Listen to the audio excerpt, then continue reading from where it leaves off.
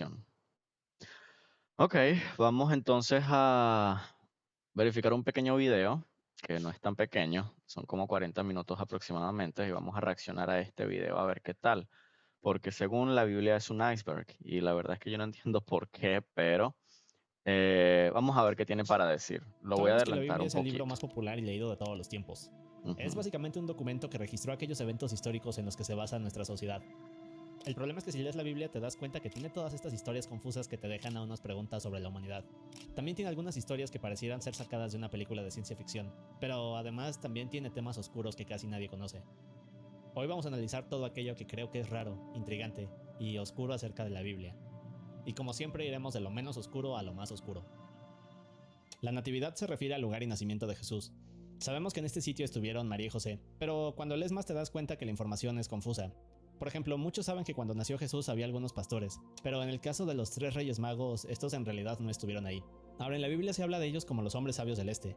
Dice que Ujú. trajeron 3 regalos, oro, mirra e incienso, pero jamás se menciona cuántos de estos hombres eran, así que en realidad pudieron haber sido 2, 4 o incluso más. Para hacerlo aún más confuso, estos no llegaron a ver a Jesús, sino hasta 2 años después de haber nacido, así que como tal no forman parte del nacimiento de Jesús.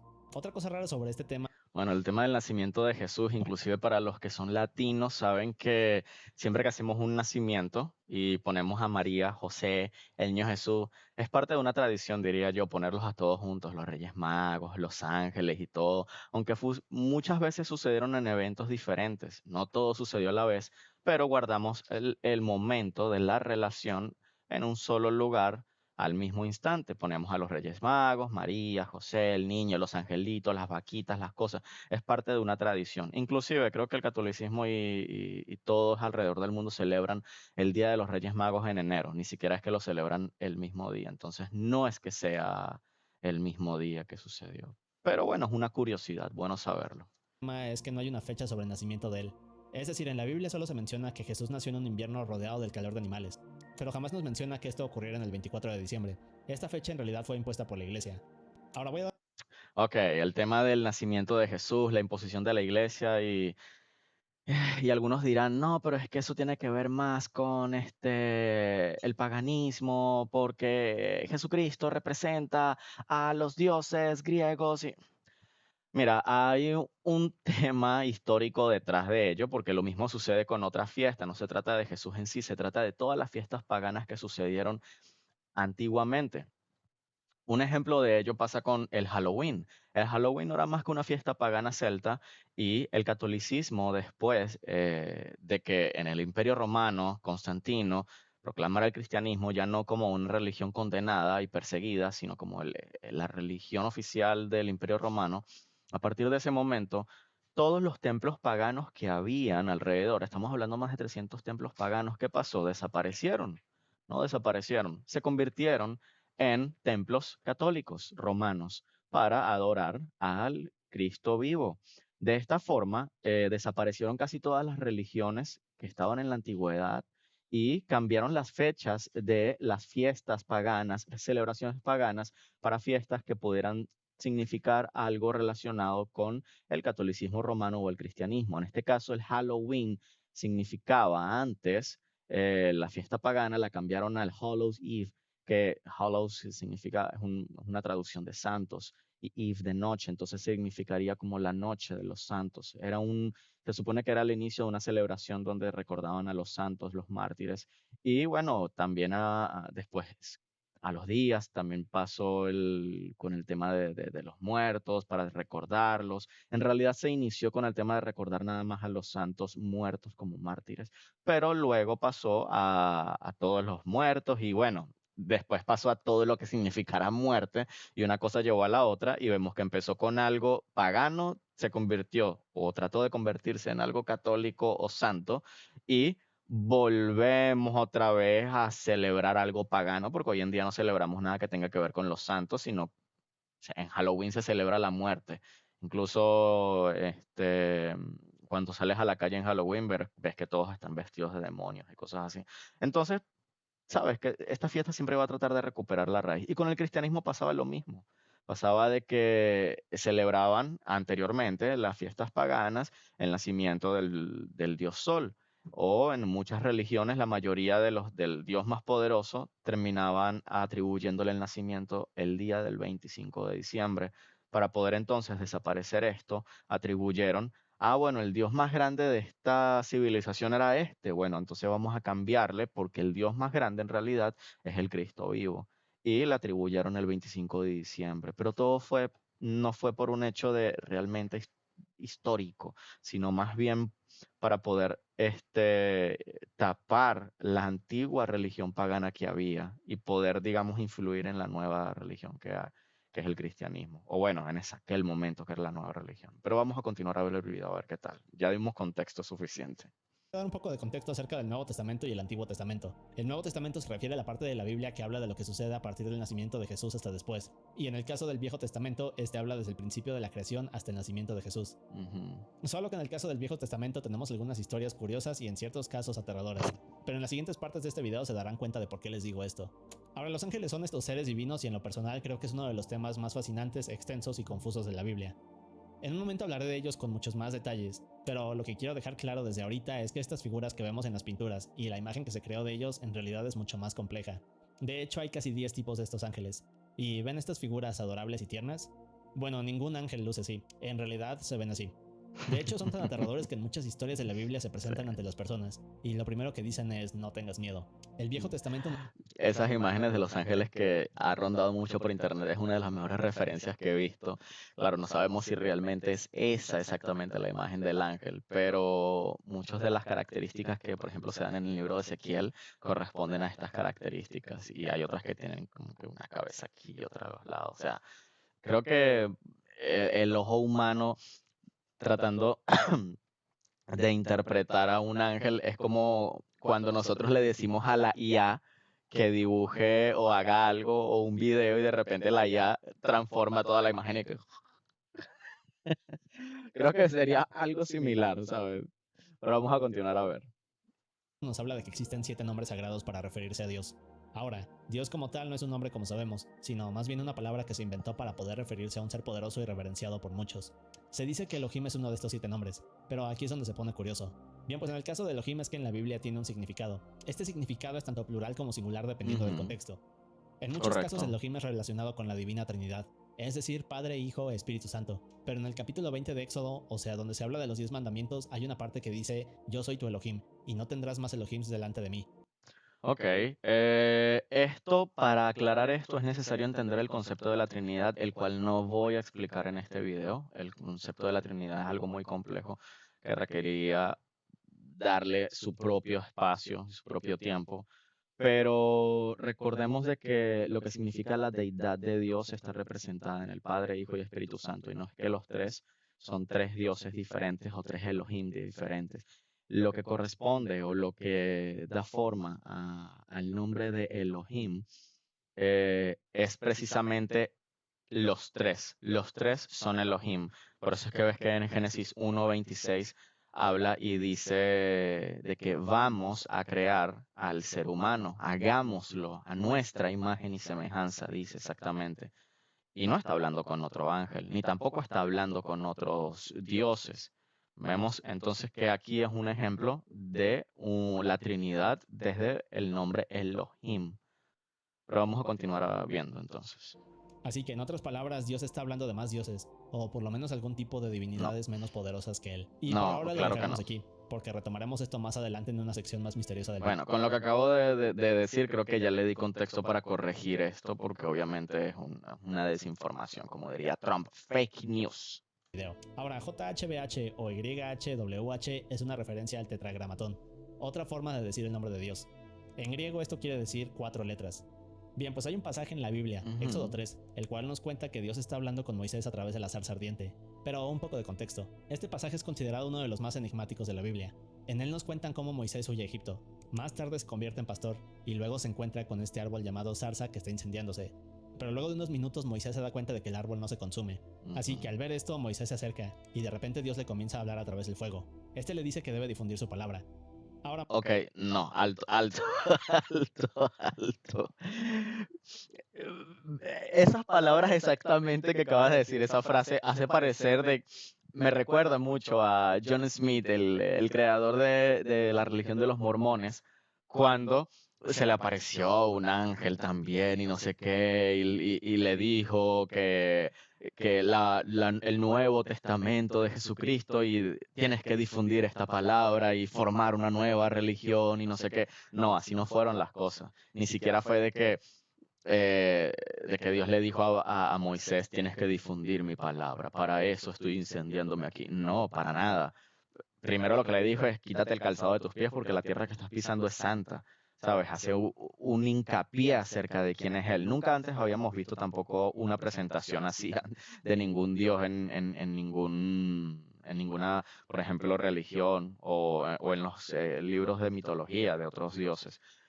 Pero eso es lo que le dice. Y lo otro que le dice es o sea, parafraseando, que te encomiendo una misión es que vayas a liberar al pueblo de Israel que ha estado preso, que ha estado como esclavo por más de 400 años. Entonces, resumiendo, se presenta como Elohim con la característica de que es santo y lo otro es que le da una misión de liberar a un pueblo. No es que le dice, anda a difundir mi palabra como si fuera una nueva religión. A Moisés le pregunta a Dios que cuál es el nombre de quien lo ha enviado para difundir todo esto, y Dios simplemente le responde que debe llamarlo Yo soy el que soy, o en otras ocasiones también conocido como el Gran Yo soy. Y aquí es donde comienza a ponerse confuso. Esta es la traducción al español, pero en el texto original, el cual está en hebreo, Dios le dice Yo soy JHBH. Bien, pues esto es considerado el nombre literal de Dios, y se dice que la palabra que más se asemeja a estas letras sería Jehová. El problema... Jehová podría ser en español, en inglés es Yahweh. Creo que ese sería inclusive también en hebreo, el nombre más cercano. Es que lo que pasa con estas 4 letras es que los hebreos le añadieron las vocales para poder pronunciarlo, porque tú no puedes pronunciar una palabra sin vocales, por ejemplo, en el español, a no ser que seas polaco. El polaco es experto en pronunciar palabras sin vocales. Voy a poner una palabra aquí para que vean cómo se ve una palabra en polaco. Pero lo que quiero decirles es que nosotros, por ejemplo, o los hebreos, le añadieron las vocales para poder pronunciar la palabra, porque las consonantes de por sí eran imposibles de pronunciar. Continuamos. El problema es que otros piensan que esta parte donde Dios dice Yo soy es realmente el verdadero nombre de Dios. De hecho, en el judaísmo se dice que esta palabra es tan sagrada que jamás se debe de decir en voz alta. Lo que hace que todo esto sea aún más confuso es que en las traducciones del hebreo antiguo a otros lenguajes hacen que se pierda el contexto. Así que, como tal, no hay una conclusión sobre JHBH. Incluso se dice que estas letras pudieron ir cambiando con los años para que las personas no pudieran mencionar el nombre sagrado de Dios. Bueno, una de las cosas que he escuchado es que JBHBH, el sonido para poder pronunciar esto es el mismo sonido que una persona hace cuando inhala y exhala. Es decir, no sé cómo explicar eso, pero el sonido de exhalación, de inhalación y de exhalación es el mismo sonido que se pronunciaría en hebreo para poder intentar pronunciar esto. Corríjanme si estoy equivocado, pero es casi imposible pronunciarlo entonces sin añadir las vocales. Y en uno de los salmos de David, David dice de que todo lo que respira alaba el nombre de Jehová. Por lo tanto, o sea, me parece increíble que el hecho de respirar en sí ya estamos pronunciando el nombre de Jehová sin saberlo. El hecho de el aire que nos da vidas, la fuente de vida del aire que respiramos, es en sí la pronunciación del nombre de Jehová constantemente sin darnos cuenta. Pero bueno. Como dije, es un tema confuso y enigmático. Pero bien, en la Biblia se nos habla de que Jesús vivió alrededor de 33 años en la tierra hablando de su misión hasta el día de su muerte. En estos años fue cuando tuvo a estos 12 hombres que eran fieles y lo seguían a todos lados. A estos se les conoce como los 12 apóstoles. Todos hemos escuchado alguna vez sus nombres, pero lo que no es tan conocido de estos 12 apóstoles es que en realidad fueron más. En el caso de Judas, este se luego de traicionar a Jesús. De hecho, ahorita veremos más de eso. Ahora, luego de esto, Matías se volvió otro de los apóstoles, así que pasaron de ser 11 a 12 nuevamente.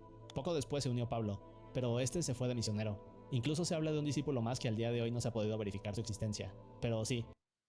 Ok, él habla de habían muchos discípulos más, nombra a los 2 que salen en la Biblia y dice otros que no se pudieron verificar su existencia. O sea, what it is. Eso no es un argumento ni siquiera. Como no puede verificar su existencia, ni siquiera vale la pena nombrarlo. El hecho en el caso de Matías, que no sé si en realidad se está refiriendo a Sebastián, es el apóstol que se escogió después de que faltaba Judas, que lo escogieron los apóstoles ellos de por sí a la suerte. Y bueno, él fue el primer mártir. Él fue apedreado incluso por Pablo, el siguiente apóstol. Estuvo allí cuando murió también. Y a Pablo fue escogido directamente por Jesús.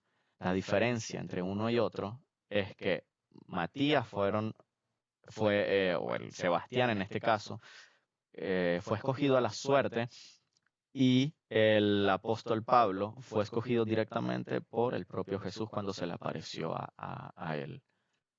En esencia fueron más de 12 apóstoles. Como vimos, el Antiguo Testamento es todo este periodo que abarca desde la creación hasta el nacimiento de Jesús, pero si lees algunas cosas de él te darás cuenta de que el mundo era más interesante y extraño en esa época. Bueno, pues de acuerdo con los textos, el Nuevo Testamento, que serían nuestros tiempos, son gobernados por la fe y la gracia de Dios, pero en el Antiguo Testamento eran los tiempos de la ley. Y no solo eso, aquella época era mucho más dura, y aquí viene lo interesante. Se dice que en esa época también se manifestaban y se podían ver cosas que al día de hoy consideraríamos inexplicables. Este testamento habla de espíritus y hechicería, que al parecer eran cosas del día a día, así que en otras palabras, en este periodo ocurrían cosas sobrenaturales. Es bastante curioso, porque incluso podemos ver cómo el Antiguo Testamento habla de que Dios es mucho más aterrador y castigaba a los humanos, pero a partir del Nuevo Testamento todas estas cosas se detuvieron, de cierta forma, y luego un nuevo periodo llegó al mundo. Ok, ni siquiera fue a partir del Nuevo Testamento, ya venía sucediendo desde el Antiguo Testamento. Es más, hubieron 400 años en los cuales Dios ni siquiera se pronunció ante ningún profeta. Y eso vino después de la reconstrucción del templo. Ya de por sí, cuando Dios empezó a hablarle directamente a los profetas en el Antiguo Testamento, antes de estos 400 años de silencio, eh, ya solamente se manifestaba específicamente a ciertas personas para que llevaran un específico mensaje. Y en estos específicos mensajes también se habló del Mesías prometido, de Jesucristo. Hizo también mucho hincapié en el hecho de que uno de los pasajes que me gusta es acerca de Jeremías. Cuando Jeremías, Dios le habla y le habla acerca de Potter House, la casa del alfarero, que bajara a la casa del alfarero y mirara cómo trabajara. Y él veía cómo el alfarero trabajaba con la cerámica y pues, todavía era arcilla. Y esta arcilla él la podía moldear. Y si no le gustaba una forma, él la volvía a cambiar. Y él decía que así iba a ser también así hacía él también con el ser humano. Que él iba a moldearlo para que entonces pudiera llegar a ser la imagen que él quería. Mismo que voy a dejar de todas formas el texto aquí para que ustedes lo lean directamente, pero esto es una de las interpretaciones que yo le doy. Ok, la Divina Trinidad, veamos qué dice. La Trinidad nos habla de que Dios se divide en tres figuras divinas, como dije, Padre, Hijo y Espíritu Santo. Solo que en el Nuevo Testamento Jesús parece ser esta figura que es independiente a Dios, e incluso vemos cómo se refiere a Él como su Padre. Incluso en diferentes ocasiones lo vemos comunicarse con Él para pedirle consejos. Pero si todos estos son seres independientes, ¿dónde estaba Jesús en el Antiguo Testamento? Bueno, pues hay una teoría que menciona que la Divina Trinidad no existió en este periodo, y esto fue así porque en realidad Dios tuvo que dividirse en tres partes en el Nuevo Testamento. Es muy extraño, pero es más... Ok, no habla de ninguna... de nuevo, pone algún tipo de tema y no lo argumenta. Tienes que justificar su argumento para poder uno diferenciarlo de una opinión. Esto me parece más una opinión que otra cosa. Tienes que poner también algún tipo de base que justifique lo que estás diciendo. Hay teorías que dicen, ¿qué teoría dice esto? Lo que estás dando es una opinión y esa opinión, bueno, la respeto como se respetan todas las opiniones, pero tengo que decir que no es un argumento. La Trinidad siempre ha existido y podemos ver muchos eventos bíblicos en el Antiguo Testamento donde ya existían figuras del Espíritu Santo, porque en muchos salmos decía que el Espíritu de Dios, por ejemplo, los mismos profetas, el Espíritu de Dios vino sobre mí. O también el salmista, David, muchas veces habló del Espíritu de Dios. También Sansón, uno de los jueces, habló acerca de que el Espíritu de Dios le dio fuerza. Y con el tema de Jesucristo, hacen referencias muy exactas, por ejemplo, acerca de Melquisedec. Puedes pasar.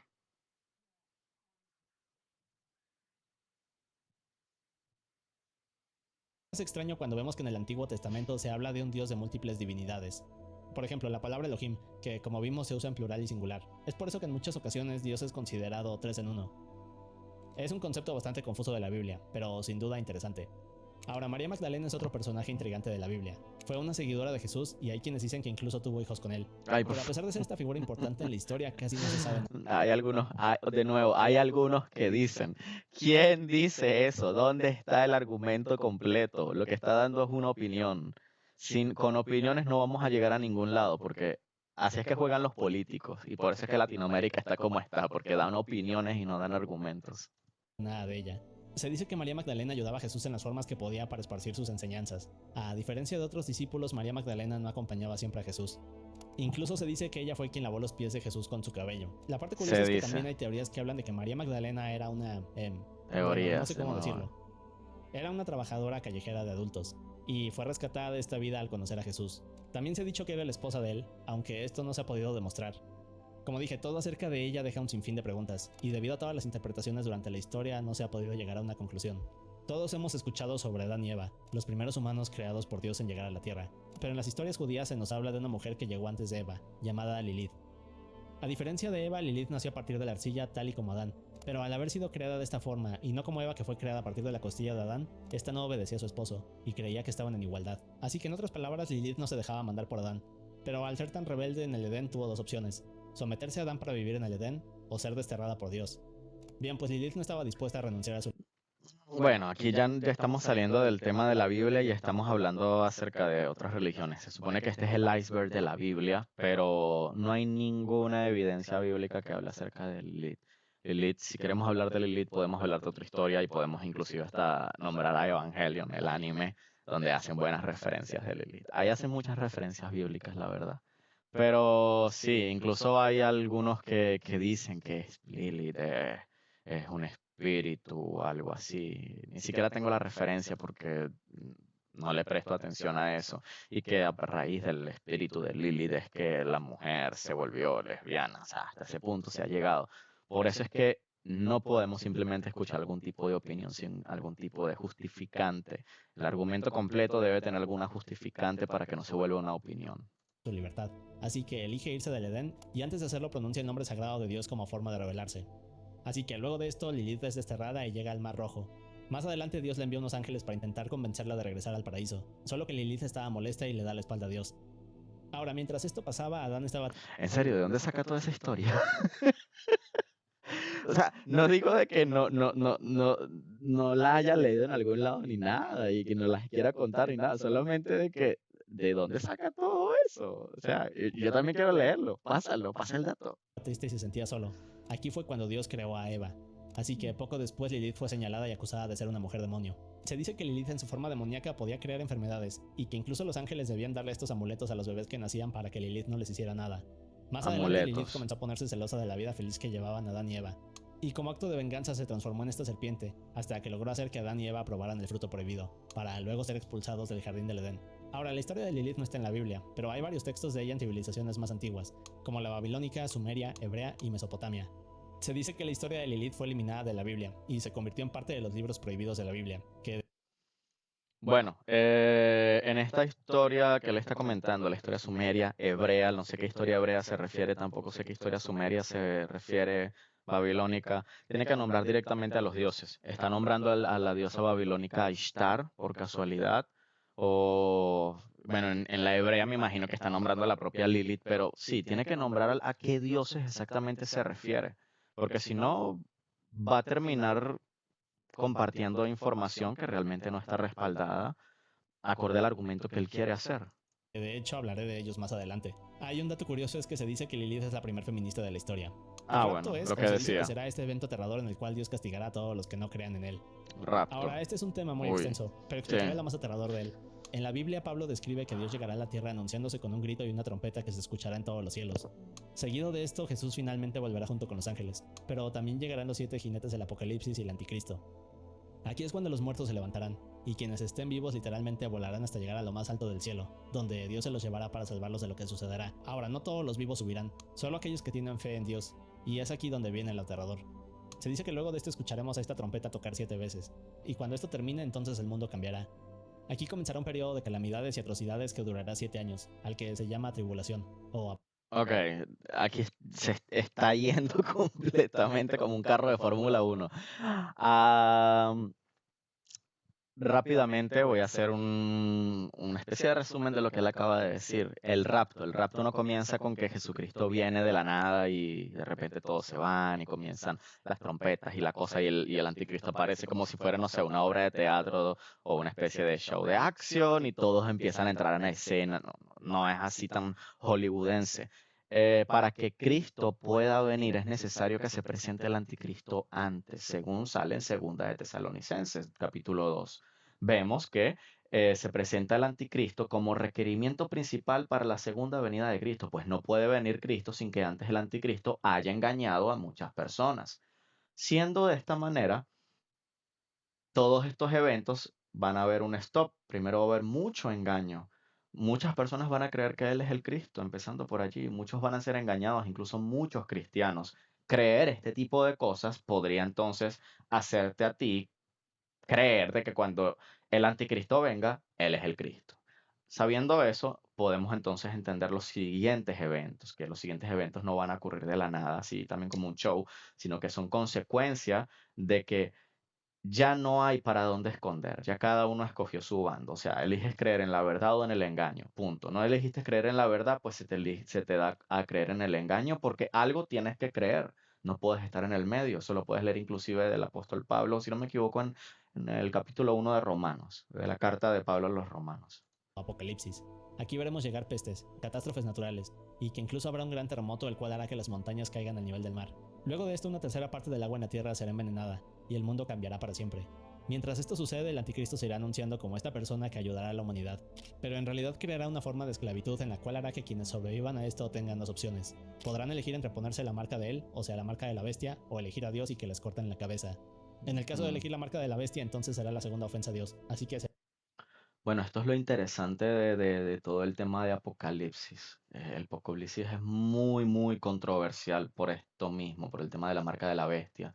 Y es que ya va a ser notorio de que Dios sí existe. Ya para este punto es notorio de que Dios sí existe y no se puede crear ya un mundo evadiendo el tema de la deidad de Cristo tampoco. Ya entonces no es que se les va a dar opciones, a nadie se le va a dar opciones. Tienen, a juro, que aceptar la marca de la bestia, porque ya los cristianos que estaban antes se fueron para arriba. Ya se fueron para arriba y tienen, a juro que, bueno, esto depende también del punto de vista dispensacionalista, no dispensacionalista, amilenialista, milenialista. Esos son puntos de vista que se tienen respecto a la escatología bíblica, pero vamos a suponer en este caso, no voy a plantear ningún punto de vista, pero suponiendo de que el rapto suceda y que después de haberse presentado el anticristo, ya después de todos estos eventos, las personas que queden aquí se les va a obligar a aceptar la marca de la bestia porque tienen que controlarse. Ahora, si no las quieres aceptar, ni siquiera es porque estés apoyando a Dios, es porque no vas a poder ser controlado. Y como no vas a poder ser controlado, vas a tener que morir. Tu única defensa va a ser creer en Dios, a juro. Tu esperanza va a estar en Dios, a juro.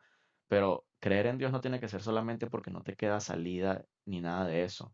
Creer en Dios tiene que ser una opción para ti personal y sincera, más allá de escogerlo porque no tienes otra salida. Ay, Dios mío. Bueno, la última opción que queda es creer en Dios. Bueno, es la pastillita para el dolor de cabeza, la última pastilla que me tiene que funcionar para el dolor de cabeza que tengo. No, hay que escogerlo ahora que aún hay tiempo, para que cuando llegue ese momento no te agarres desprevenido de esta manera, ¿vale? Ok. serán enviados al infierno. Mientras que si eligen la otra opción, entonces al morir Dios les dará esta segunda oportunidad para entrar al paraíso. Todo esto es una serie de pasajes aterradores, pero en esencia eso es el rapto. Ahora, el Arca de la Alianza es este artefacto bíblico al cual se dice que si lo llegáramos a ver o lo tocáramos, entonces moriríamos instantáneamente. Ok. Pero, ¿qué es esta Bueno, cosa? ya creo que esto es otro tema más controversial y cada vez entramos a temas más profundos, la verdad es que sí. Pero quería hacer este primer video precisamente para eso, para poder dialogar un poco y conocer los puntos de vista de este chico que se llama Alex PH. La verdad es que es muy interesante lo que él está haciendo, tratando de redescubrir la Biblia desde un punto de vista diferente y desde la analogía de un iceberg, de lo que vemos arriba hacia abajo. Es bueno discutir estos temas porque hay personas que tienen curiosidad y claro que sí. Entonces, vamos a hacer la segunda parte en otra ocasión. Por ahora, esto fue todo. Em, la verdad es que sí estoy un poco curioso de qué es lo que puede decir acerca del Arca de la Alianza y los demás datos que pudieran ser oscuros, no oscuros, no lo sé. Vamos a verlo en el siguiente video, entonces procuren quedarse aquí para el siguiente video, verlo, estén pendientes, porque va a estar muy interesante. Si quieren realmente conocer acerca de lo que significan los eventos bíblicos, eclesiásticos y todo acerca del deísmo. Procuren seguirme y van a estar entonces atentos a este tipo de información, ¿vale? Vale, gracias por ver entonces este video reacción con un estudiante de teología llamado Robert Bermúdez y espero que tengan un buen día todos. Bye.